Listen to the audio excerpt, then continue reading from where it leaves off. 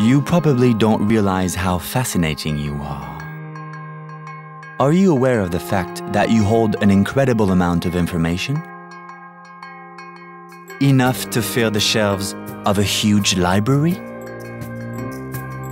Whoever you are, wherever you come from, and whatever your appearance, you possess the secrets to our origins on this planet. Hard to believe? Well, they know it's true.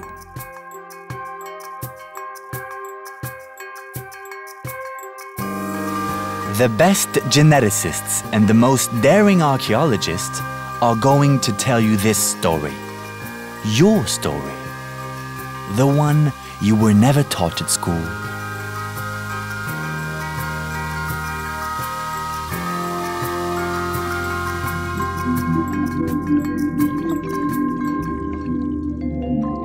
Pourquoi la génétique permet-elle de retracer l'histoire de l'espèce humaine? You know, you look at Africans and you look at Europeans and maybe you're tempted to say, wow, they look so different, that they must be different groups somehow. Ce qui est marrant, c'est de se dire qu'on vient tous d'Afrique, il y a plus ou moins longtemps. Quelqu'un à Barbès, il vient peut-être il y a la semaine dernière, et nous, c'est peut-être il y a 70 000 ans. Mais on vient tous d'Afrique, quoi. Otherwise, you would have to propose that some of us got our DNA from Mars or some other place like that. Quelle histoire! Once upon a time, a small group of men and women started exploring a little planet.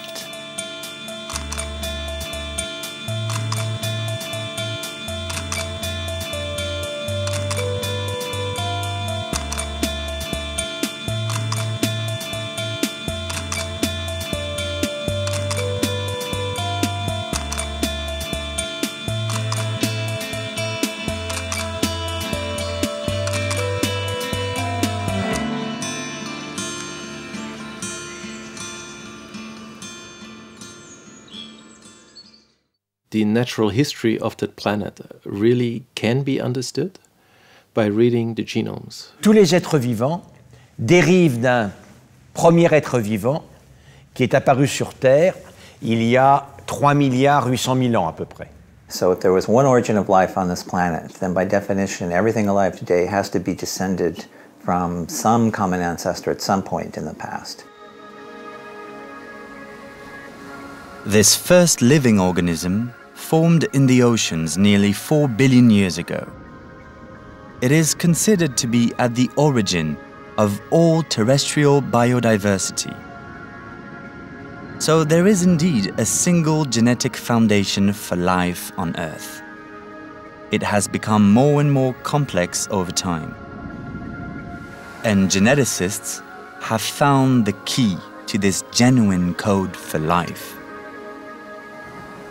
Le code génétique est universel, c'est-à-dire la manière dont on lit les caractères est la même pour le brin d'herbe, pour le colibacille, pour l'éléphant, le putois et l'homme.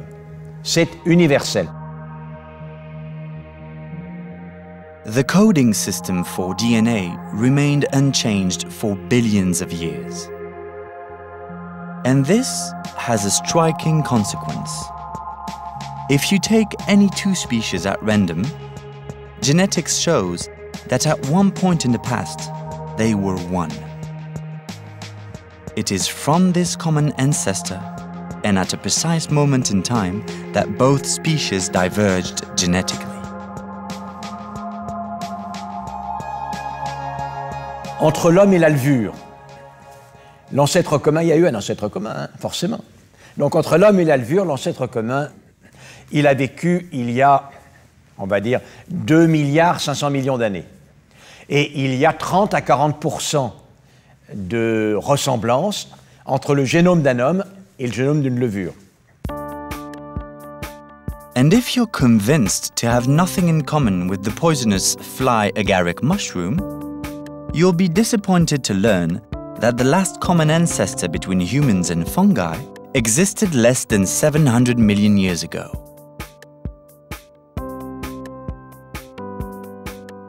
À notre ADN, c'est pas que le nôtre. De toute façon, on a plein de bouts d'ADN qui sont les mêmes qu'une souris, qu'une mouche, qu'une plante.